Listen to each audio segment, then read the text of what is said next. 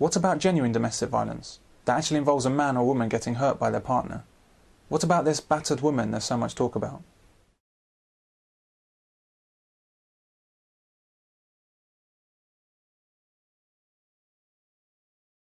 The mythical battered woman. We hear about her so often, yet encounter her barely at all. I think I've yet to meet a woman that could take a battering. Yet the terms battered woman and wife-beater are put about very frequently. It seems either that women are exceptionally tough, such that the internal injuries and broken bones they sustain on a daily basis just don't show, or else maybe, just maybe, they're not actually being battered. I mean, this is a beating. This is Bo. Strong elbows to the head. He's out. He's out. My goodness. This is a battering. He's got to be in. Really tough. This corner probably throw the towel around this one.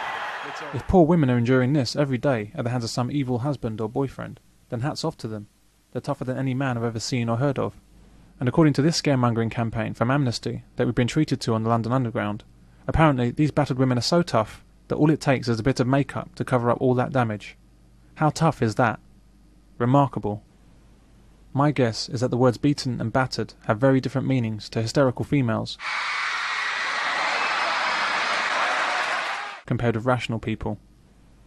In Britain and the US, it's been thought that the batterings that these women receive leads to something called battered woman syndrome. The idea was first proposed by Lenore Walker, a feminist psychologist. The concept is that women who are abused go through several stages of behaviour, which can then finally erupt into violence against the abuser. This eruption of violence from the woman is not a reaction in self-defence, but is a well-planned, lethal assault. In any other context, this is called premeditated murder, but not so with domestic violence. QC Helena Kennedy, MP Harriet Harman and others have tried to argue that there is some vital qualitative difference between females murdering males and vice versa. Kennedy argues that women experience. The argument in essence is that women kill for a good reason, whereas men kill because they're evil. This sort of twisted thinking is typical of women in our society. Women want to be treated the same as men, only until they see some advantage in claiming difference.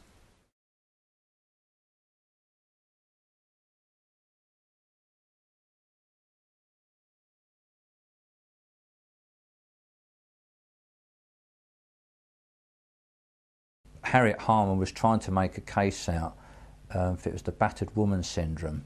I think a woman wrote back in 1979 this thesis on the battered woman syndrome, which stated there was a cycle of abuse that went on, and then at a certain point when she couldn't take any more, she didn't snap and kill her husband, she would wait till he was asleep and then she'd kill him. Now, I don't know how you view that, but that leaves lots of nasties in the air, because how often could a woman kill her husband and then say, well, I suffered in silence for 10 or 15 years and then I decided to kill him. To kill somebody when they're asleep, I always think it's a premeditated thing. To kill somebody either in self-defence or you finally snap and you get someone, you do it, all right, I can't imagine doing that sort of thing, but there's an element of, yeah, that could happen.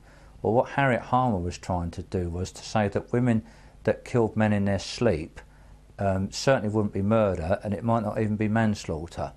Whereas if a man, because this was a male thing, okay, if he snapped and killed his wife, yes, that's murder. Where a man had snapped, they would take that partial defence away from him. So they'd put it in place for a woman that had bumped a bloke off in his sleep, but they would take the man having a final snap, they would actually remove that from him. So for men that would mean more likelihood of conviction? Oh, yeah. Oh, absolutely, yeah, that's the whole idea of it, yeah. Man convicted, woman let off. That's Harriet Harman's thinking. She don't like you, I can tell you.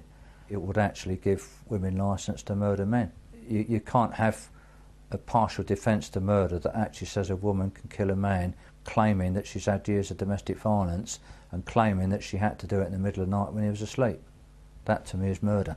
Poor innocent women are driven to the end of their tether by hateful, abusive men. I don't even want to smell that stuff cooking.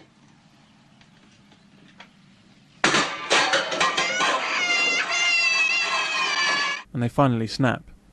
But rather than an understandable human reaction in self-defence, she responds with calculation and planning. She waits for him to go to bed so that she can murder him while he sleeps. These murdering women are said to go through a stage of learned helplessness. They've become so demoralised by the violence of their husband or partner that they sink into a state of psychological paralysis and become unable to take any effective action to leave an abusive relationship. She can't pick up the phone and leverage the full weight of the state against her abuser, which most women could do.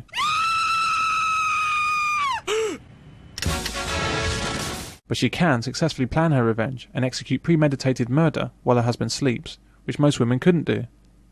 Do you think it's justified as self-defence for a woman to kill a husband or boyfriend if she's been beaten by him in the past? I think that would certainly come into how it pans out on the trial. It'd be a mitigating circumstance, yes.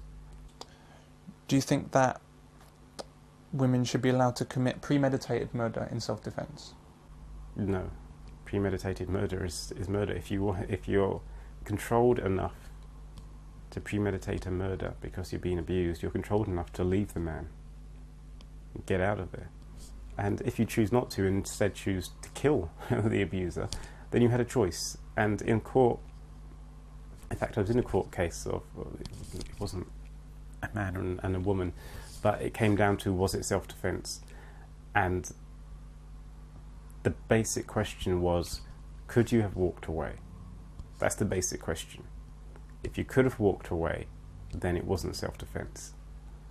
So to bring that to this case of a woman suffering violence and then killing the man, could she have walked away? Well, yes.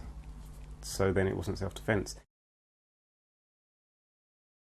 If a woman or a man, because let's switch around here, there are lots of men in abusive relationships. If it's easier, or rather if it's easier in your mind to kill him than to leave him, there is something fundamentally wrong with you or with him. That's an awful reason to justify murder. You can be locked in mentally. When you've been abused for a long period of time, you can feel you have no other choice. You can feel that there's nothing you can do. However, women or men in those situations will not be able to think about getting somebody in to kill them, because they would be so locked in, they'll have no options open to them whatsoever. They're completely locked in. There's nothing they can do. If they're free enough and they're strong enough in their mind to come up with ways of killing that man, they're free and strong enough in their mind to come up with ways of leaving that man. It's ridiculous. You also have to beg the question that given that you've got refuges all over the country and you've got helplines out for women all over the place and you've got police stuff, anything you want to look at, it's help is this way, why does she not access that help? The concept of the battered woman has been effectively demolished by numerous studies that have been carried out according to the recognised rules of research, as opposed to feminist invention. The single most damning fact about battered woman syndrome is that basic scientific method wasn't followed. The simple rules of science that you learn in your first days of secondary school. Inexplicably, the responses of subjects were never recorded, so there's no way for anyone else to verify the study's data. The existence of battered woman syndrome is essentially pie in the sky. Yet it's been used to deny justice to murdered men and dress up vengeful women as victims. I mean, you've got some experts in methodology that actually went through her work and they just discredited it. They said even the women that she interviewed to support this cycle of abuse hadn't actually even killed a man. Of course, some women are genuinely beaten, sometimes to death, and so are men, and so are children. But have you ever heard of a battered child syndrome, or a battered man syndrome? Not only is battered woman syndrome still being used as a legal defence, but premenstrual syndrome has also been pleaded in cases of murderous females.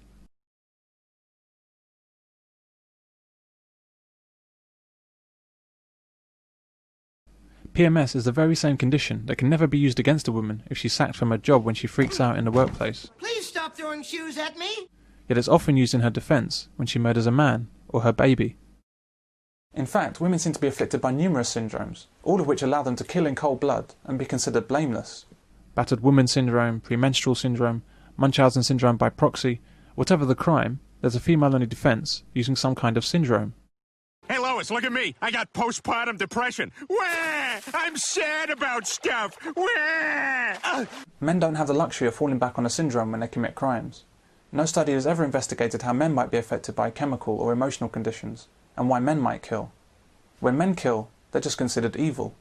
In their eternal search for equality, it's odd that women are content to be treated differently in this regard. An examination of homicide figures in Ireland between 1992 and 96 reports that the victim was male in 15 out of 20 cases committed by women, and in 35% of cases, a female perpetrator killed her husband.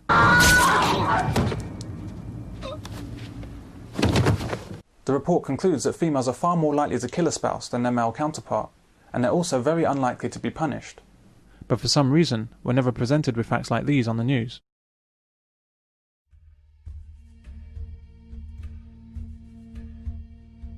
The film Provoked is based on a true story in the UK, where a woman called Kiranjit Ahluwalia murdered her husband, Deepak Ahluwalia, by using napalm to set him on fire while he slept.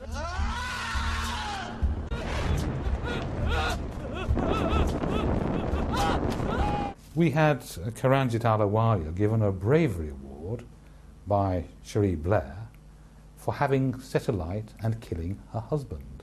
It wasn't petrol she used to burn him alive. She actually learned how to make napalm.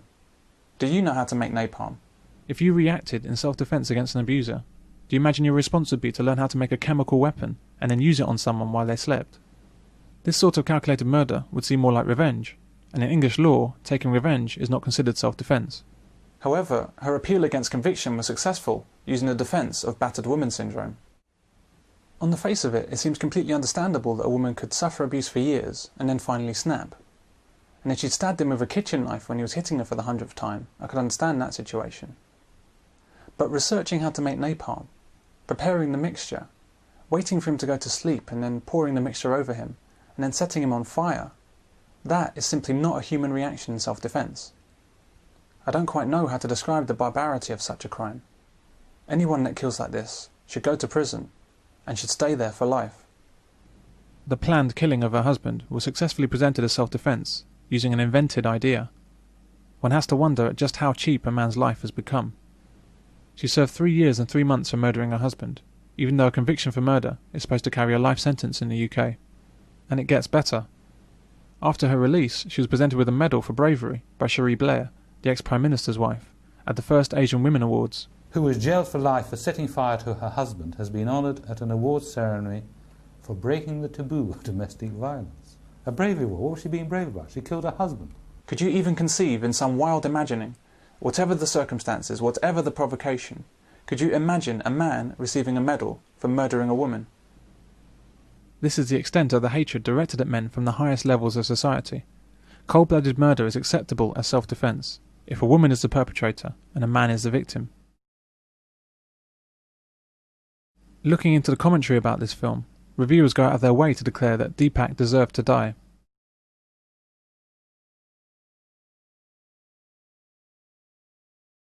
Yes, and it's possible he drank her blood and made her eat camel dung. We can't ever know, because it's not possible for a murdered man to defend himself. But the real issue is this. How do you even know she was abused? Why else would you set your husband on fire? Because you ran out of charcoal? If a man can deserve domestic violence, even unto death by burning, can a woman deserve it too? We once again come back to worthy and unworthy victims. A man can never be justified in his violence, whereas a woman must always be justified. Kiranjit has published an autobiography. It's available on Amazon at a very reasonable $14.85. Just as with Lorena Bobbitt, it seems that in our male-dominated society, women who murder or mutilate men do very well for themselves. This woman poisoned her husband by putting antifreeze in his food, leaving him brain-damaged, blind, and partially deaf. Needless to say, domestic violence wasn't mentioned in the media reporting of this poisoning case, even though it clearly qualifies. This is true of all reporting covering assaults and killings of men by women. Women's violence against men is almost never officially categorised as domestic violence.